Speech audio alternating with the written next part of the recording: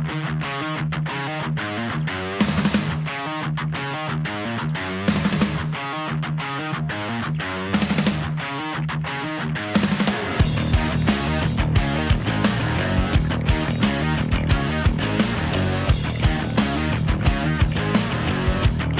hello and welcome to Third and Long as we get rocked out by Electric Mary, the great Russell Brown. Third and Long, Australia's newest podcast series, providing you 360-degree access all areas pass to all things in the NFL with a little bit of an Aussie twist. Now, it would be remiss of me, and hang on, I nearly forgot our sponsor as I was getting so wound up and excited in today's episode of Third and Long. Third and Long is brought to you by Little Birdie TV and topsport.com.au. A big welcome to, now it's been confirmed, the Australia's number one Dallas Cowboys fan, Paige Cardona. Oh, wow. What a week to be a 49ers fan. Wow. Coming on here, dealing with you, Corey. Look, I very well might be after this week. I tell you what, if it gets worse after week 8, someone might have to lend me a Cowboys jersey because things are going from bad to worse in San Francisco. There's still a long way to go in the season and maybe not getting on the Cowboys bandwagon because it is getting rather large at the moment. But we'll welcome in Mark Goodwill. Now, Mark, I think at one point your Patriots were looking like they were going to put 70 on the scoreboard on the hapless Jets, weren't they? Yeah, they were going along very well. You did call out for 70. They just eased up like a good racehorse winning, Corey, really. You know, they knew they were better than the pretty poor Jets. And, put 54 on the board. So, unusual effort for the Patriots, who are usually a very conservative team. So, it's a good win. It was. It sounded like remarkably like Liverpool, what they did to Manchester United, but we won't mention that. Now, normally Toprope will join us later for all things betting NFL and To The House, but an announcement will explain when we start To The House. And Paige, it's been a huge week in football. What's doing your rounds after week 7 of this NFL season? Well, I tell you what, Corey and Marco, it has been certainly a big week in football, both on and off the field. There's plenty to get through, but we're going to start off from the top. And I want to ask you boys this question. Are the Bengals now the AFC North favourites? They have stretched a 13-10 halftime lead into a 41-17 final score and the statement win of the week. Sorry about that, Marco. I know your Patriots were pretty good too, but Joey Burrow, 416 passing yards and 3 touchdowns. You've got rookie wideout Jamar Chase, who I reckon now was the right guy to draft at pick 5 in the draft earlier in the year. He's caught plenty balls from Burrow, another 82-yard electrifying touchdown. Looks like he might be in the gun for Rookie of the Year honours. Corey, I'd love to ask you first, how good have the Bengals been this year, and is it realistic that we can expect them to potentially take out the AFC North? Look, I think when you see the other teams in the AFC North, really, obviously you got Baltimore. I would not write off at the moment. I think they'd had a couple of big previous weeks. Look, they're doing great things, and I know that we mentioned on this platform a number of different times. I do love to see when teams in their journey to being a really good team can get some scalps, and boy, did they get a scalp. And they got my scalp because that was the last leg of my eight game multi, and it absolutely hurt me big time. But look, it was just another great performance by them. But you would have to say the way they're playing at the moment, they're going to be favourites in there. They've also got Cleveland and Pittsburgh to contend with as well. A little bit off the mark, those two. But Marco, this was the game that we thought was going to be the acid test for the Bengals.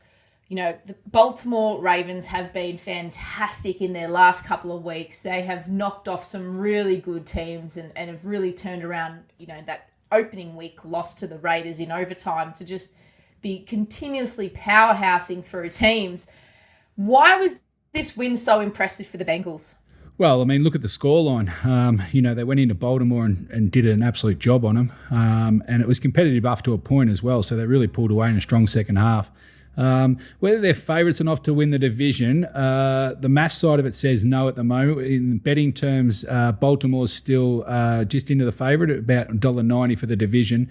And just looking at the draws going ahead, I still got Baltimore just winning the division, but as I think Corey just spoke about before, they're going to have it in their own hands because they play, Cleveland twice and they get to play Baltimore again. So, it can swing really quickly if they take care of their own division. But I think it's pretty close. I got them at the moment, Baltimore on 12, Cleveland and Cincinnati both on 10, but they're definitely on the upward spiral. So I wouldn't be counting them out, but favourite, bit of a stretch right now.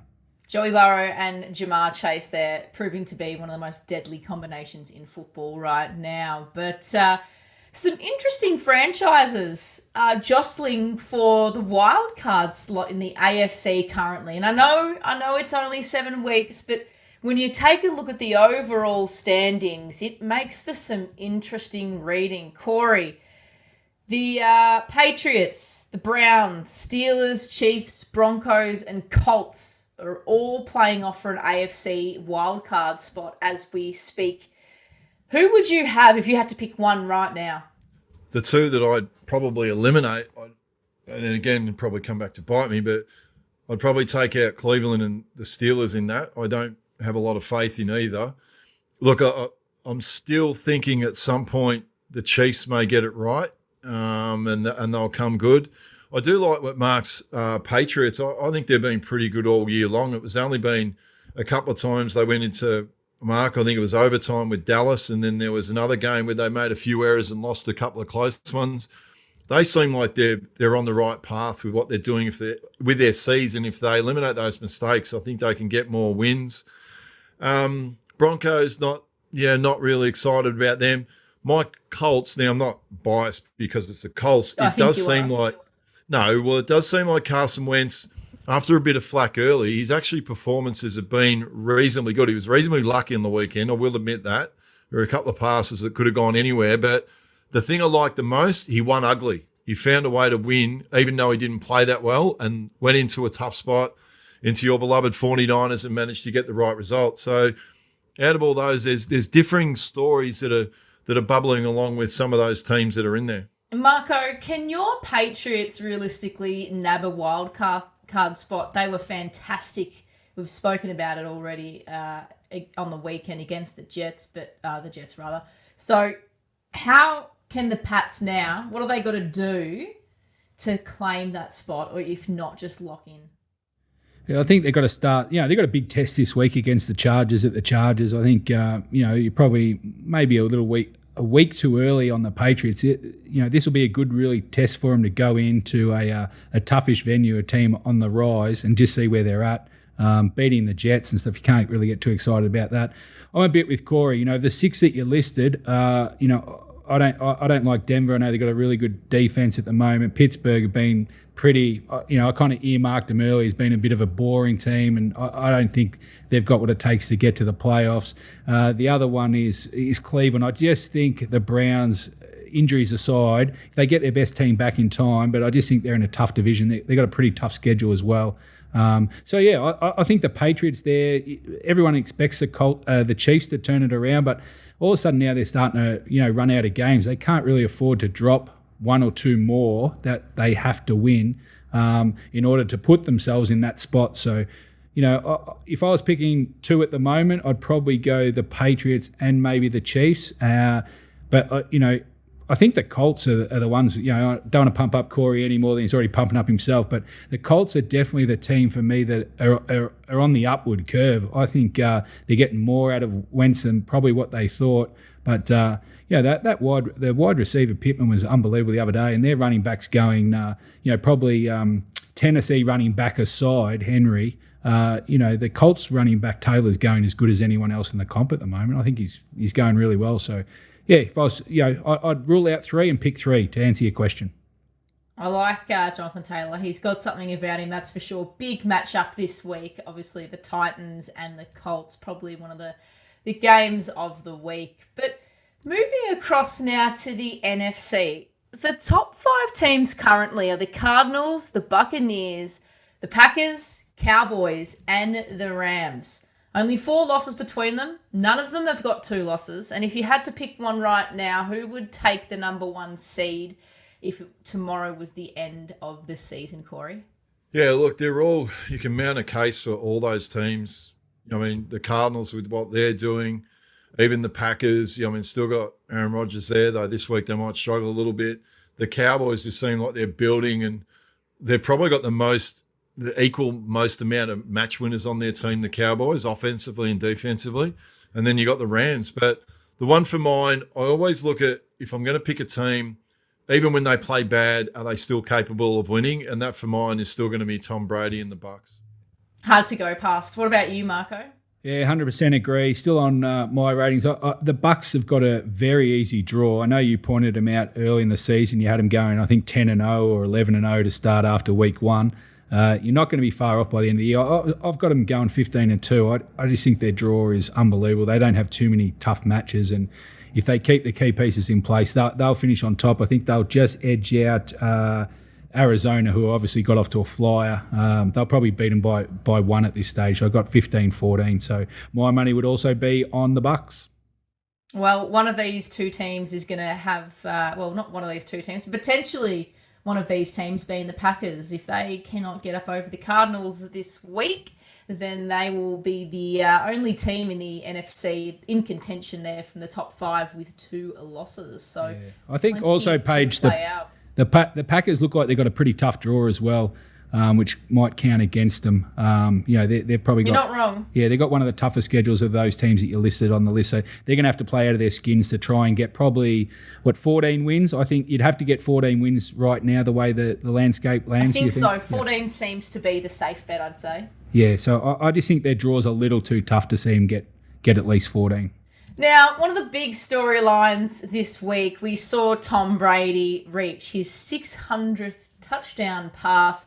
That is more than double the next person on the list. It is incredible in this day and age what he's been able to do. That's 600 regular season, if we're not talking about post or anything in the preseason either. But there was one fan that was given the ball by Mike Evans, and Michael, he didn't realise it was Brady's 600th ball that he definitely wanted to keep, and Evans was in the knack of giving them away all day on the weekend, and there was one unfortunate guy, well, maybe lucky, and then it became unfortunate, that gave back the ball on a request. Now, Corey, I want to ask you, what would you have asked for in return for Brady's ball? Look, it's one of those ones, if your auntie had whiskers, she'd be your uncle too. So the way I look at this, put it this way, if you went to the football before the game and they said, right, we're going to give you a signed jersey by Tom Brady, we're going to give you a season ticket the next 2 years, you'd take it, wouldn't you? Absolutely. I understand after the fact that everyone puts a dollar value on it, but I don't know. I think the guy's actually done pretty well out of it from an experience point of view. He'll end up meeting Tom Brady. Like I said, if you got given that before the game, you'd take it all day long. I know after the fact you can suddenly go, oh, gee, we could have got $500,000 for a ball, but also consider, you know what, you've done the right thing and you've ended up with something pretty good. What about you, Marco? What would you have asked for? Different take for me, Paige. Mark would take the cash. No. Of course he would. I would have called an Uber and I would have already left the stadium for mine. He would have legged it. I can't believe the guy was still there. I would have definitely licked it out, and I would have been straight onto an agent and would have been sitting on the ball and seeing what you could have got. Corey, he's going to meet Tom Brady regardless. It's what you can, you can squeeze out wide without being on TV and be coming across, indifferent. But yeah, I was surprised he was still in the stadium. I would have sent the ball home and just found out exactly what it was worth. I think, is it right that they said afterwards that someone was talking about, was it their first touchdown ball or his 100th or something sold for over $400,000 not so long ago? So I know reports come out at $500,000. Surely it's got to be north of that. I would have thought it would have head maybe to the $1 million mark at some time. So I know he gets, as Corey said, if you meet Tom Brady, you get a shirt and all that kind of stuff, you'd take it. But it's a bit like getting a lottery ticket and then, either not finding the ticket or realise it was from the draw from the week before or something, I think. So I know, but also it's become that big of a story that whatever he gives him is still going to be worth more anyway, because it had to do with that particular incident. So not everyone's looking at this the right way. Well, I don't know about you guys, but I would have asked for a date with Giselle, personally. I feel like that would have been an adequate trade-off. Jeez. Some may agree, others may not, but, it's beside the point, really, isn't it? Might have got something else other than a football, though, Paige. From Tom, if he'd asked for that, I would have thought. Oh, well, don't ask, don't get. Anyway. That's true. The Green Bay Packers alternate uniform. Flat out looks like the Aussie kit, but all jokes aside, how good did that kit look? Is that not the best alternate kit we've seen so far this season?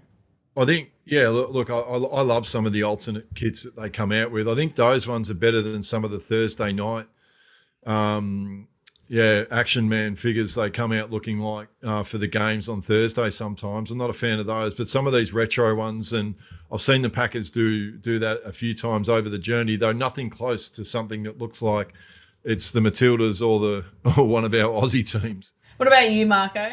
Yeah, loved it. Yeah, I think there should be a bit more of it. I know they do it for marketing purposes or certain reasons, but I was a big rat for it, and looked good. So I'm happy for any them. Throwback uniform is a big win for mine. I even like what the 49ers have done this year with their 75-year anniversary throwbacks. They look great. They look neat. Don't mind a bit of nostalgia in football, particularly given there's been so much, I guess, over the course of, the AFL and the NFL and then the merger. These teams that have, been debunked and they've merged or they've gone here and there. I love a bit of paying homage to the past and a bit of throwback. It's good. I like it. It's fun. Now, we spoke about Derrick Henry last week and we said, this guy is insane. Yep, fantastic. We all know he's a very, very good footballer. We also know that the MVP tends to be a QB award. So what did Derrick Henry do this week? He threw it. Were you as surprised as I was, Corey, when you saw the King Henry go, stuff this, if it's going to be a QB's award, and watch me? Yeah, well, look, it's just it's a great play that the Titans have now got in their arsenal. And it does remind me of, if you remember a few years back, that when JJ Watt was in the conversation about winning the MVP, and then it really went to another level. If you remember a couple of times, I'm pretty sure JJ Watt even become a tight end on some of the plays and started scoring. So if that's what has to elevate him into the MVP, because, look, as we know, he's just such an amazing player that should be in the conversation. If you throw some more touchdowns, well, you could be looking at your MVP for this year. Marco, give it to me. What are your thoughts? Oh, it's not the first time he's done it either. I saw they showed a couple of other times where he's, at least one that I saw, that he ran the same play and a bit of a jump shot over the top. So it's a great play, isn't it? When they all come down the line of scrimmage expecting, say, how are we going to stop the truck getting in? And all of a sudden he leans back and drops one over the top. So, yeah, it was a great play. And, I'll ask you guys, it's like, how many yards does he have to potentially get to in terms of putting himself in the conversation? I mean, there's got to be a measuring point, right, of how many he can possibly run. What mark does he have to try and get to? If he gets to 2,000. 2. Yeah, I think 2 is the bench. I think with a player like that, you're talking, his ability to carry the ball is one thing, but his ability to step through and shrug and break tackles is something that is so important to his game that elevates him, above everyone else in terms of his position. So, yeah, I'm with Corey. I would say, yeah, the 2K mark would be about right. Well, I think it could be around that. But the other thing, let's not forget, if the Titans go through and end up with a seriously good record, you've got to weight that into it as well. So I don't think necessarily it's going to come down, even though it puts the exclamation mark on his entire season. If he rushes for 2,000 yards and then their record, is a crazy good record, it's hard to dispute it. I think sometimes it can get lost, the individual plaudits. You've also got to see how that team's actually gone. Problem is he might be coming up against a Brady who might be, say, 15-2 at the end of the year, and he's averaging four touchdowns a go at the moment. So, if he throws for, say, 50 touchdowns, stays healthy and leads them to 15-2, then the conversation's over, isn't it? Yeah, and I think it has to be. And also you weigh into that, you're talking about a 45-year-old man, which is just so crazy, it beggars belief. Is he older than you, Corey? Or is he Not younger? as old as me. We both share something in common though, Paige. We both won an MVP. So. I just loved that one up for him, Marco, didn't I? That was an easy dunk. He'd give himself a lick if he was an ice cream, this man. I tell you what. I can't. We do love him. Stop giving him the lob passes, all right? Well, boys, that is it for front page news this week. We'll be back with more next week because there's always more to talk about in football.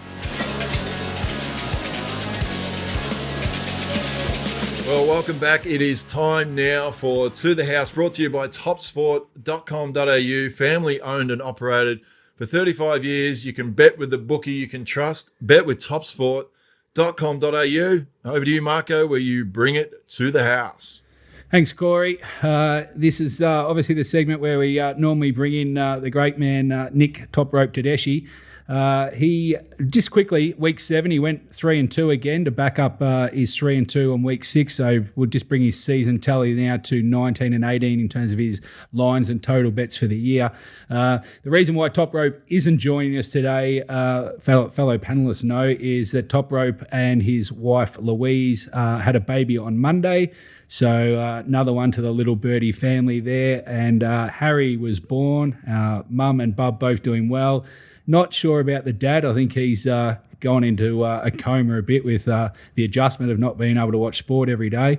But that's the reason why Toprope won't be with us here this week. And we congratulate both all the Tedeschi family, and we hope they're enjoying their week with their new addition. So we will move on to the boogie wrap for week 7, and we'll just run through the statistics really quickly. The favourites won 9 out of 13. Again, we had a shortened week this week, so it's all out of 13. 7 line covers and a very low scoring week with 5 over total. The home teams were pretty dominant this week with 9 out of 13. You can see with the season wrap, favourites are running very low at 63% so far. The dogs are covering the favourites at the moment, 46%, and it's a low-scoring season to date at 44% to the over. And the home teams are struggling also. They've just clicked over the halfway mark, running at 52%. We move on to quickly Toprope's results from week 7. He had 5 posted for the punters. You can see there he went 3-2. Got off to a disappointing start, lost by 1 point there with the Denver result, with Cleveland kicking the field goal to win by 3. 1 in the Carolina total under easily. Never got near it, unfortunately, in the KC Tennessee. Tennessee just obliterated KC's defence there and come home strongly with Tampa Bay, which was his best of the week. They covered easily, and then he tipped into Corey's Colts on plus 5.5, and they won convincingly as well. So with that being said, we will now move on to week 8, and we've got 8 matches to cover as we normally do. So we're going to run with Corey and Paige's tips for this week, so that'll be interesting. We'll see how they well, we don't have to beef Corey up anymore. He's 7-0, shooting for 8-0, and Paige is now 2 in a row, so I'll be interested on their thoughts. We're going to kick off with the first game of the week. It is Green Bay at Arizona at 11:20 on the Friday on ESPN. The line here, guys, has moved quite significantly on the back of Adams being out as a wide receiver for the Green Bay Packers. He's definitely in about, the top 3 receivers at the moment. So the line opened 3.5 and now 6.5 to Arizona. They are undefeated on 7-0. A good size total here at 50.5. Guys, what do we think here? We've got both teams who have basically won 13 between them now. And other than the big out, Arizona have dominant 3rd offense, 2nd-ranked defense. What are our thoughts here? Corey, we'll start with you. What are your thoughts on this game? Yeah, it's a bit disappointing Adams is out for this game, and we were given a little bit of a gift because the Thursday night games we've had thus far, other than I think there was maybe one other game, have been a little bit underwhelming.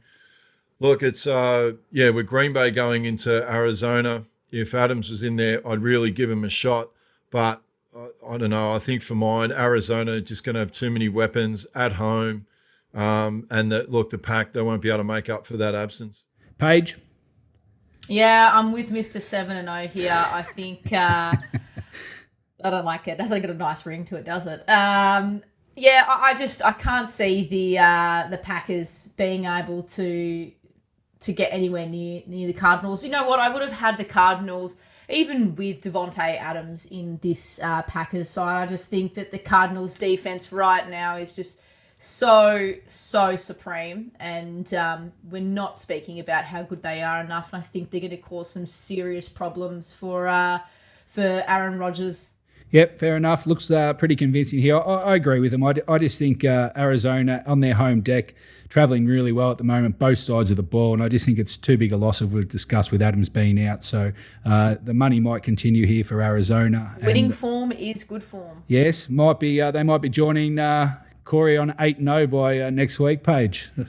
Unbelievable. I can't be dealing with this again for another week. I've had enough. All right, we move on to the second match that we're going to cover. We move to our Monday matches at 4 a.m. On ESPN. We've got Miami travel to Buffalo. Buffalo, very strong favourites here, a line of 13.5, a total of 49.5. This is a divisional matchup, guys. We've got teams heading in different directions at the moment. Miami have lost 6 in a row.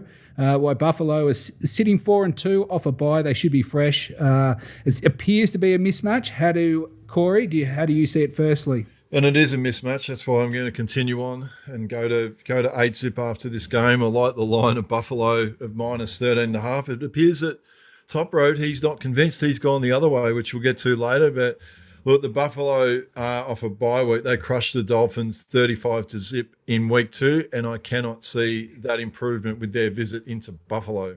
Yeah, this is going to be a whitewash, I think. Even with Tua back at the helm there, I just don't rate what Miami are doing. I think, in terms of play calling, they leave me a little bit lost and confused. So I can't even imagine what's going on in terms of the offensive line and what the wideouts are thinking.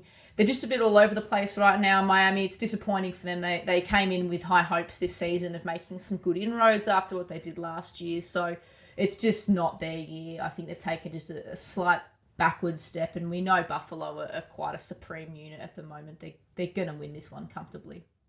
Oh, a bit of a spoiler alert there from Corey. I think he's tipped out 2 of the 4 selections for our best bets later on, which we'll discuss. Okay, we'll move on to the third match. This is another 4 a.m. game. This one will be shown on 7 Mate.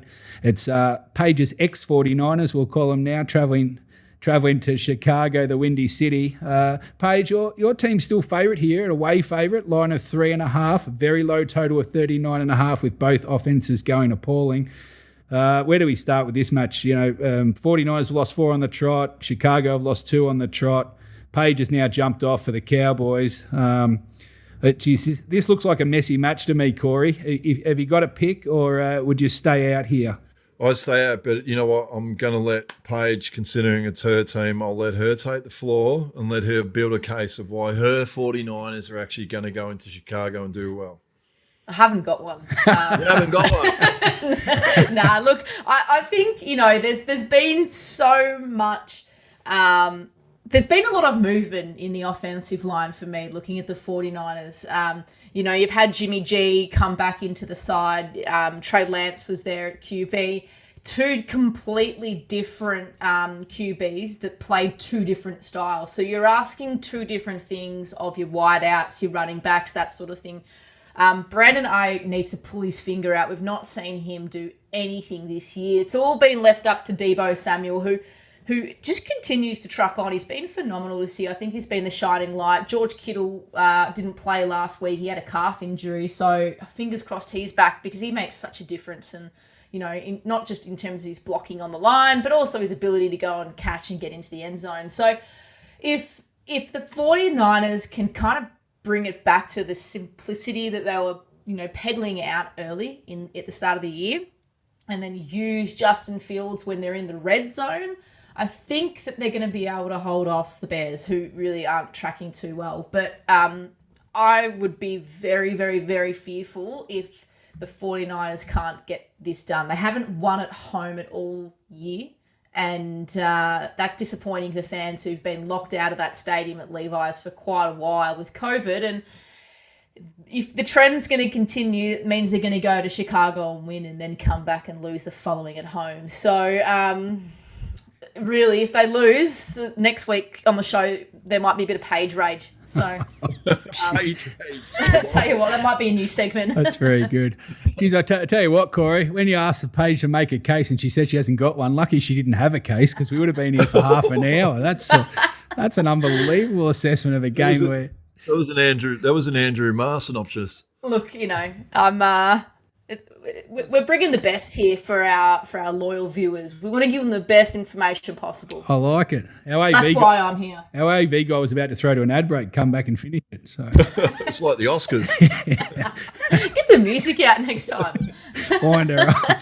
All right, we'll finally get on to the fourth match of the 4 a.m. Third match of the 4 a.m.s. We've got Pittsburgh Steelers. This is a divisional matchup. Pittsburgh travelling to Cleveland to take on the Browns. The Browns are 3.5-point favourite here, guys. The total is 42.5. We've basically got the 12th ranked offense in the Browns against the 12th ranked defense of the Steelers. Both have winning form coming in.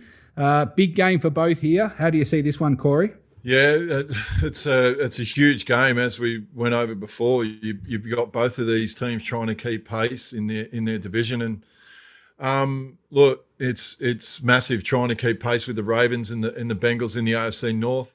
The Browns, they've got injuries everywhere at the moment. They've still got a defense that ranks third in the NFL in the rush defense.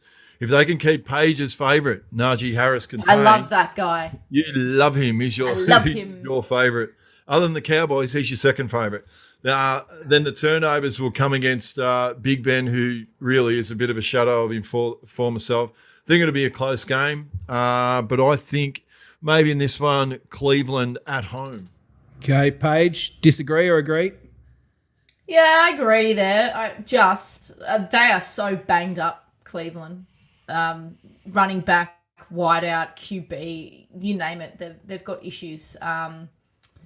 They held off last week, didn't they? So Pittsburgh, well, they're going to come out and just want to bash them up. I think these two teams hate each other. So might be a physical match, this one. But I'll have Cleveland but I'm not confident.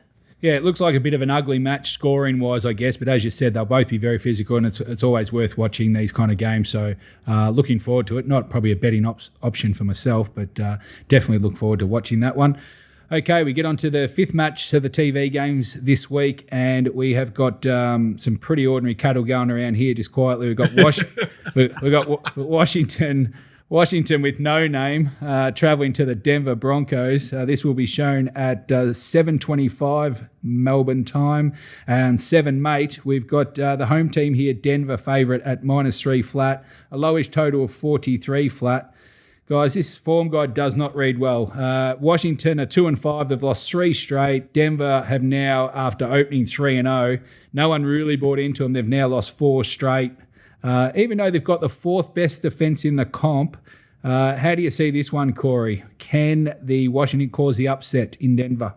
I was nearly going to be harsh and say I don't really want to see this one. But you know what? Any football on, Mark, this time of year is great football. So let's not complain, because if it was off, we'd be bloody complaining. That's true.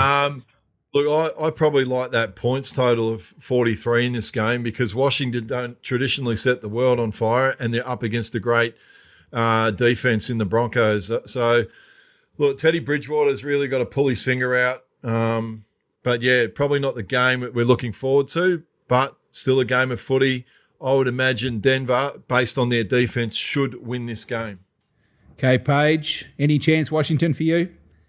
Hey, what's wrong with Taylor Heineke, okay?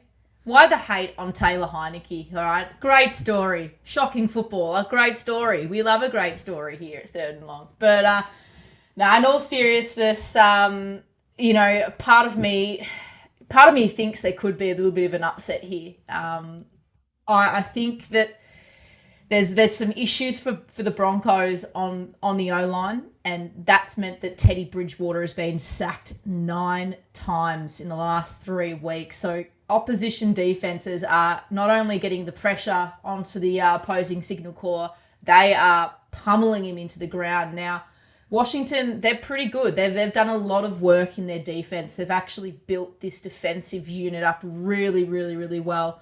So I would not be surprised if Washington got up at all. I'm staying away from it from a betting point of view. I think, like Corey, I'd go to the total here. Yeah, I think the under total is, but it's not a betting one for me. And let's move on to the next match, because the next match is a much better viewing point from the optics. We've got the defending champs Tampa Bay travelling down to New Orleans to take on the Saints. Also at 7:25 on ESPN. There's been solid support here for Tampa Bay early. Opened up at 4.5, now just moved to 5 flat. The away favourites. Got a good size total here of 50.5, so expecting some points. We've got positive stats here in this game. Tampa Bay obviously have won 4 in a row. They're 6-1. The Saints have even now won 2 in a row. And I like the matchup here. We've got Tampa Bay with Brady, second best offense, against the Saints' third best defense. This is a divisional matchup. One of the better matches for the week, Corey. Are you keen on either side? Look, I think at the end of the day, I'm still pretty keen on Tampa Bay, the way that they're tracking at the moment. Even that said, the Saints are very good defensively, but look, I actually like that line of Tampa Bay at -5. I think it's pretty conservative. I think that and I expect them to win, I think if Tampa Bay win, they'll win by double digits. I like it. Very confident. Paige, any chance the Saints at home? Yeah, no, look, very, very much have liked what the Saints have done this year, given it's been a new era under Drew Brees. But Brady and co are on an absolute tear at the moment. There's options everywhere. You just can't stop them all. And for me, that they just run too deep. I think, Mike Evans had a phenomenal game last week. Does he produce the same this week? No, but literally 4, 5, 6 other guys can do the same thing. So that's the presenting problem for the Saints. I don't think they're going to get close. I think, as Corey said, this is going to be double digits. Okay, both keen on Tampa Bay, and you'll see a bit later. I think I'm going to join the party there with Brady and co. Okay, we move on to the 7th game of the week. This is our late game on the Monday at 11:20 a.m, shown on ESPN for those who are following. This is a good matchup. I'm looking forward to this matchup. We'll be all clued in, especially Paige, number 1 ticket holder of Dallas. We've got Dallas travelling to Minnesota to take on the Vikings.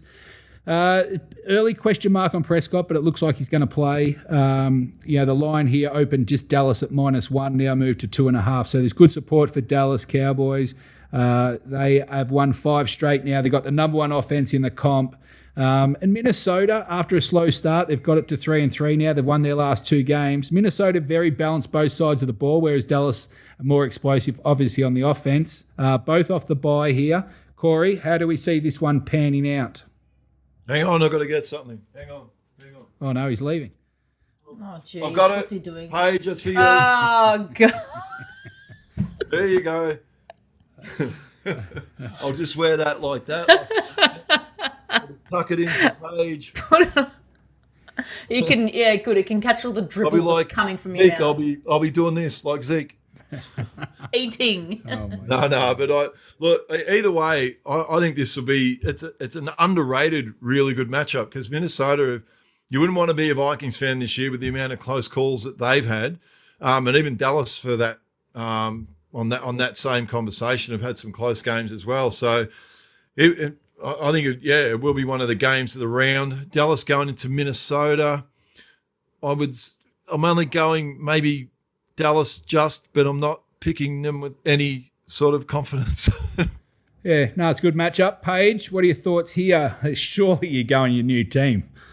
I tell you what, I'm just going to start by saying the Vikings at 222 at home is serious value. Any team at home that is in the 2s is value. We're just going to start by saying that. Mike McCarthy knows his road trip well from his days with Green Bay, so that's going to be pretty interesting. Don't know. Yeah, again, we speak about winning form is good form. The Cowboys haven't done anything to suggest that they're going to just kind of drop away, are they? So, and you said the Vikings have had some close calls, a couple of heartbreakers, and they'll be looking to Dalvin Cook, I think, to really put the pressure on the defense for the Cowboys. And I'll be watching Trayvon Diggs with hawk eyes in this game because I can just feel another pick coming on. I can just feel it. We're going to have 8 so far for the year. He is a weapon. I love watching him. And I did say off air that I think the Vikings might win this. Geez, you might have to pick another side the way you're going here. Look, you know what? I'll take the Cowboys. We'll just continue. Stick fat. Yep. All right, very good. Not much consensus there. I look forward to this match. I think the Cowboys, this is a bit of a statement game for them. If they believe the hype or the hype around them and stuff, I think this is a big match to go in, beat a quality side and really move to the top echelon of the rankings, I think. Minnesota, as Corey said, they've lost some close ones. Dallas have lost one close one. But, yeah, I actually think the money will continue for Dallas here. And if I was having a wager, I think that's the side I'd go. Okay, we move on to our Tuesday game, the last game of the week. Not so great, this matchup now. It's 11:15 on ESPN, but we all will be watching because, as Corey said, football's football. We have the Giants travelling to the Chiefs here. Would have been very lopsided a couple of weeks ago. Not so now. We've got the Chiefs at a line of 10 flat, total of 52.5. So expecting some points here. So one way I would expect from the Chiefs, because the Giants don't exactly put up big numbers. The Super Bowl favourites here, preseason Super Bowl favourites, I should say, Corey. Is it getting down to last chance Chiefs? Is it all or nothing if they don't put the W on the board against the Giants this week? Look, I don't know about last chance, but when it comes to matchups like this against the Giants, I think this is their chance. If they're really going to get any momentum going into the second half of the season, can they do what the Bucs did last year when they started really, a bit slow and a bit disjointed? Reminds you of Kansas City at the moment. I don't mind that line of -10 for the Chiefs because I'm actually going to – I think I picked them in the preseason and I'm going to stick with them and I'm going to go with that line of -10. I think the Chiefs will do a number on the Giants. Okay. Paige, what are your thoughts on this game? Line of 10 either way for you? Well, I'll tell you what, the Chiefs can get it done if the Chiefs' O-line gives some protection to Mahomes, who's just getting picked off, hit and pressured left, right and centre. So a lot of this game is going to come down to the O-line, I think, for me. They should be able to handle New York, as Corey said. This should be really a big wake-up call for them. I haven't been impressed with them whatsoever, the Chiefs, and they've got the Packers the week after, so they'll need a tune-up before they run into a pretty good team who's been on, very good form. So for me, the Chiefs just have to win this to kind of get back not only a bit of their mojo, but probably also a little bit of respect for themselves too. They've been shocking. So you'd think they're going to win and they're going to win big based off what that total's looking like, Marco. Yeah. Any concern with Mahomes of the hit he took last week? Or didn't look good. No. And he was slow to get up, and I think he's going to be okay, but could be a bit dusty. He could be, but I think a Mahomes even at half rate against an outfit like the Giants is going to still be enough to get the job done. It maybe won't be so phenomenal. They might have to really lean on the run game a little bit rather than him constantly throwing. So it's something for the Giants to watch. Yeah, look for the Chiefs to get out early. I think if you think they're going to put a number on the board, I think the Chiefs will want to get up and about, get the crowd behind them and get out to a fast start. So it'll be interesting to see how the first quarter shakes out there. Okay, guys, that is the 8 games previewed for the week. Hopefully we found you a couple of winners. If you like what you hear, not so much from us three, but Toprope will still send out his 5 best totals or lines for the week. So if you like what you hear, please get along to Little Birdie Pod. Look for To The House. You can get his tips for $22 a week. And if you are serious about your NFL punting, one of the men to follow is Toprope Tedeschi, the new dad. Get behind him, support him, and let's see how he goes for week 8. Okay, next what we're going to bring up and have a little discussion with our 2 other panellists is the Super Bowl odds. So we'll just get the graphic up on the screen here. And if you guys, I'll just run through them quickly. We've got Brady's Bucks here, clear favourite, or not clear favourite, solid favourite at $5.40 with Buffalo Bills not too far behind at $6. We've got the LA Rams, probably a bit of a surprise packet earlier, I would have thought, into $9.50. The undefeated Cardinals at $9.75. Then we're out to Paige's Cowboys at $11. Top Ropes Ravens at $12. And then we've got the Packers at $12 also. And Corey McKernan tipped the Chiefs early and they're out to $14. And over the page, you see probably the Titans, maybe the value pick on the second page, maybe with the Chargers, who are going okay. And as we said, the Browns have got some injury concerns at the moment. Guys, just one pick each. If you're going to have a bet this week, which team would you be looking to wager on? I like the value, maybe Dallas.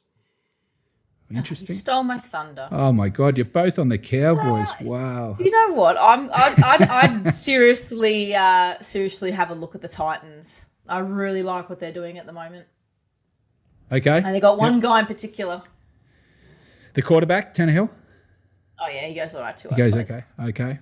All right, so we've got Tennessee and the Cowboys, interesting enough, from Corey there. So that's the updated odds for the Super Bowl. Now we will move on. Corey, I think you can intro what our best bets of the week are. Yes, each week our panel of four will be granted $100 to invest, and it's sponsored by TopSport.com.au. TopSport is Australia's biggest betting bookie. Bet where the pros bet, and where I'm now 7-dip about to go 8-zip. So, Marco, Yes. I'll let you take it away. All right, my favourite part of the week, really, at the moment. I hear about it for a full week, and now I've got to address this. So our Week 7 results, as we go to the graphic, we can see that I don't know if it's is it our first week where all four have delivered. Corey, you've been the accountant on. It's about time you all pulled your finger out. I told you that 17.5 line was generous, Marco. Yes, you did. Yes. So you won it. It's okay. I didn't disagree with you. Hey. Just a big number to give up. But as you can see there, we're lucky enough to go 4-0. You can see the overall results now. So the total is getting up there. I see the AV guy here. He's put Corey down a peg. He won't be happy with that. He's do that again, Borgo. There's going to be trouble.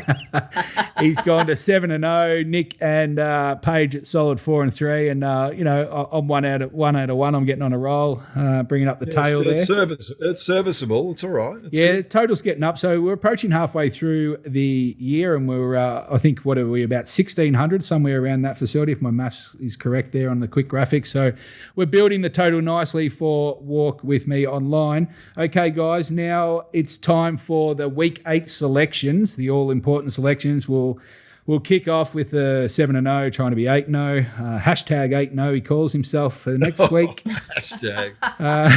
Okay, Corey, lead us away. What have you got? I've gone Buffalo at the minus 13.5 against Miami, and it seems like someone else has had a contrary. Won't there be a spice in this game now? Jeez, I tell you what, last week you had to take on Paige with your Colts against the 49ers. This week, easy. This week we're taking on, Corey's going the minus in the Buffalo, and to show that we do our things all independent, our tipping, that Nick Toprope has sent in, he's going the opposite side at Miami plus 13.5 in that game. So someone will be up and about for next week. Paige, what have you got for your tip? The Bengals. I love this matchup. Minus 9.5 against the Jets. Give me that, and yeah, that'll be done. We'll be making bank again next week. Yeah, well, the money actually opened 8.5 and thought it was a good bet there. Moved to 9.5 this morning. Now we're currently at 10.5. So Paige is locked in there. Myself, I'm going to go with Tampa Bay. I think we talk about him as one of the TV games. Like Brady, big matchup. I think -5 for Tampa Bay to try and get me to a 2-win streak would be nice. Okay, Paige, we're on to the Super Bowl Party competition. Take it away. Well, boys, every week we've got a couple of Super Bowl Party tickets to give away at our end of year get-together. Of course, every week we put the tweet out on Twitter asking you to tell us who wins out of the Thursday night game, which is Friday morning Australian time. Give us the winner and the margin, and the closest to the marker, all those that are, Nostradamus and hit it right on the head, will win a ticket for themselves and a mate at the end of the year to come and party with us. Now, we're going to announce as well, Week 7 was Michael Ty who got the correct score. We're just going to quickly roll off a couple of winners from the previous week. So we got Ben Curico. We didn't have a winner in Week 5 because I was on the Little Birdie Beers and forgot to post. We've got Kamar Fever in Week 4 and Nick Fraser from Week 3.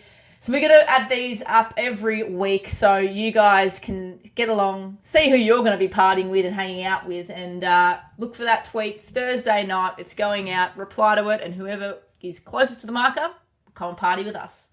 Well, thanks, Paige. That's another show in the can. Thanks to the Third and Long crew led by the magnificent Borco. You can follow us on YouTube. Find us at the Apple Store, on Spotify, SoundCloud, or wherever you happen to listen to your podcast. Follow us on socials at Little Birdie TV and Third and Long TV on Twitter and Instagram. And remember, for all your action can be found at topsport.com.au. Invest wisely, punters, and enjoy week 8.